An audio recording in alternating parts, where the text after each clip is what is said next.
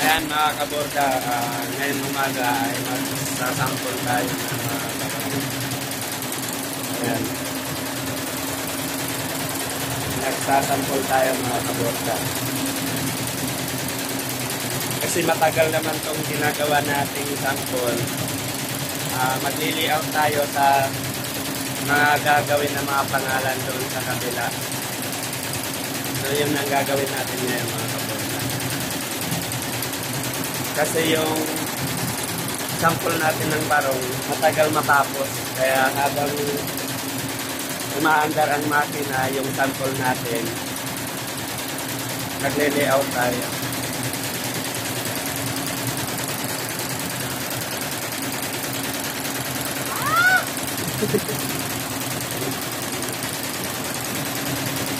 Nag-tray mga kaborda.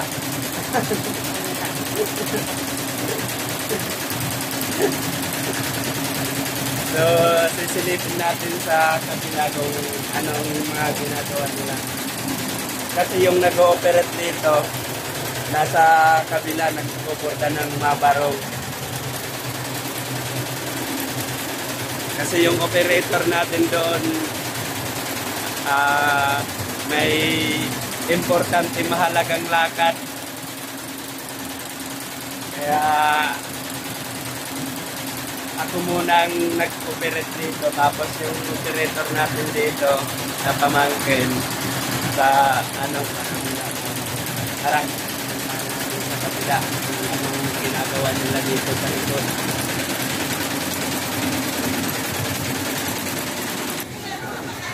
So ayan, si Buddy nag-ano na dito. Yes. Ito yung ginagawa dito ni Buddy, oh. Ayan.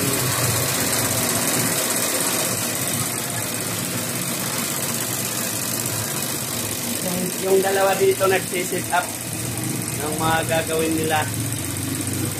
Alright. Oh, Rom. Shout out ka ngayon, Rom.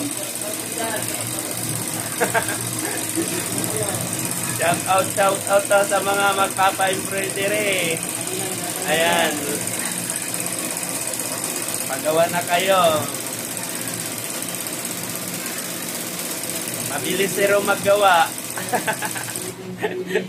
Mabilis yan. Ayan si Barry ko. Sit up siya. Sasalang na. Ayan si Buddy. Si brother natin. Babalik na ako dito kasi wala akong operator. Tayong operator sa kabila.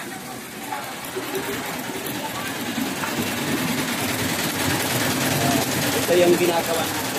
Tatampo tayo.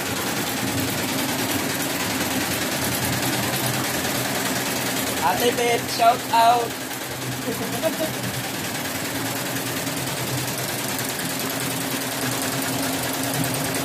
Ito yung sample natin mga kaborda. Ito yung ginagawa natin ngayon mga kaborda ay li-layout ang kanyang pangalan. Pangalan ng mga scrub shot at saka towel. So, nasa ilalim kasi mga kaborda yung towel.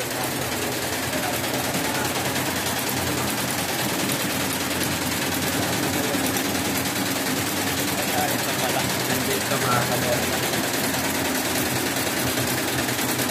May pangalan na siya dito. Kaso ibang ibuborda na pangalan. Ito yung layout natin. Kahapon mga kaborda, nagpo-program ako ng design na yan. Ginagawa natin. So di natin natapos kasi may ginawa ko. So siguro mamayang gabi tatapusin ko kasi yung gagawin ko kung yung gagawin natin sample na barong ay marami pa.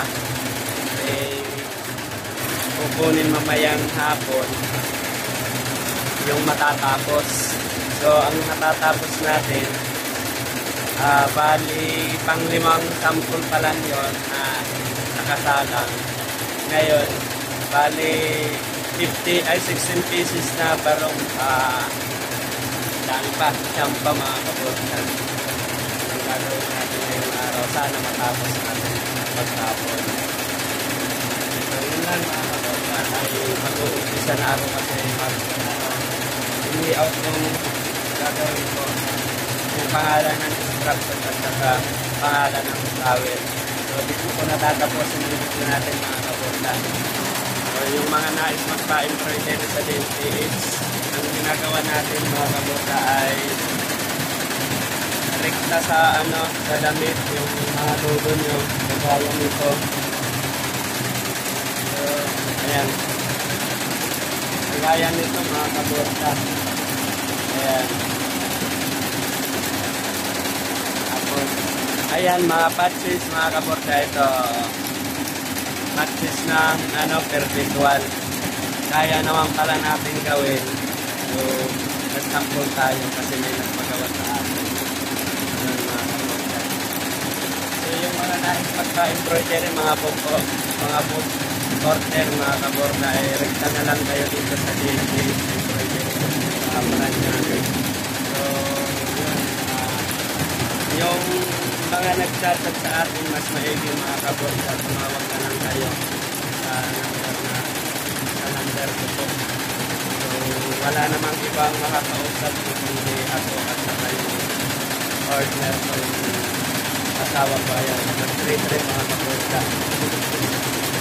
So madalas ako talaga ang nakaano sa mga inquiry. So minsan sa page yung mga sa atin, hindi ko agad na re-replyan dahil busy kami sa pag-layout. Pero kung tatawag kayo ay nasasagot ko na agad. Yun lang mga kaporta. Babay na.